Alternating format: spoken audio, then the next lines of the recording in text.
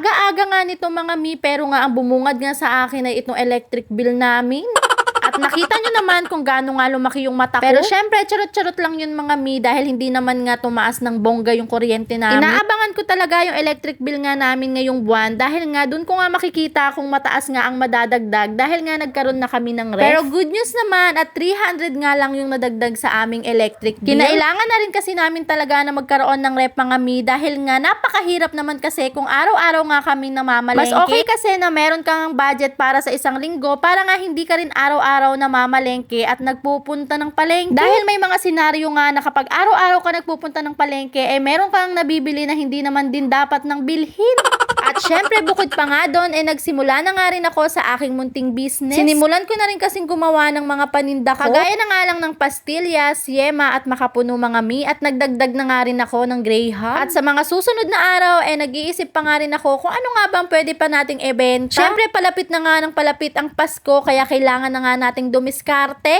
Hindi nga rin natin pwedeng asahan tong pagbablog natin dahil hindi naman nga monthly yung income natin dito. I mean, hindi siya consistent na monthly tayo makakasahod palagi. Kasi depende pa rin talaga yun sa views at sa mga nanonood. Kung tinatapos nga yung video, syempre mas malaki ang chance na malaki din yung earnings natin, diba? Pero by the way mga mawe, nagkaroon nga pala ng update tong si Lolo. Buti na nga lang talaga, naging $25 na lang yung minimum para nga makasahod ngayon sa Facebook. Kaya naman nung nalaman ko nga yan sa kapwa ko mamis, ay sobrang natuwa nga ako. Ano ba naman kasi, makakasahod na nga tayo mga mi sa wakas. Kaya naman agad-agad ko nga pinalitan yung payment method ko para nga makasahod na nga rin ako. Pero naka-hold pa nga yun mga mi dahil may inaantay pa ngang date at hindi pa nga ganun kabilis. Medyo matatagalan pa rin pero sure naman na makakasahod na tayo. At sa lahat nga ng sumusuporta sa akin, sa mga kumawi ko dyan, stay put nga lang kayo dyan at may munting sorpresa nga. Kaya ngayon pa lang mga mawe, nagpapasalamat na talaga ako sa mga sumusuporta sa akin at sa mga nanonood nga ng mini vlogs hindi ko. Naman kasi talaga biro tong narating ko dahil pinaghirapan ko talaga to. Wala talagang madali, kailangan talagang magsimula sa maliit. Kaya naman proud na proud ako sa sarili ko na na-achieve ko nga itong mga ganito. Kahit ganito pa nga lang ay talaga namang masayang masaya na ako mga mi. At kung nakarating ka nga sa video na to mga mi, please react, comment, and share. And going back nga dito sa video mga mi, after nga namin maihatid ni CJ yung order nga sa akin na pastillas, eto nga't pinaliguan ko na ang bata. Pagkatapos ko nga siyang paliguan dyan, ayan, iniwan ko nga muna siya dyan at magluluto nga ako ng aming pananghalian. Talaga namang multitasking nga itong ginagawa ko, no? Diyos ko mio. Pero syempre, nanay tayo, laban lang, ganun.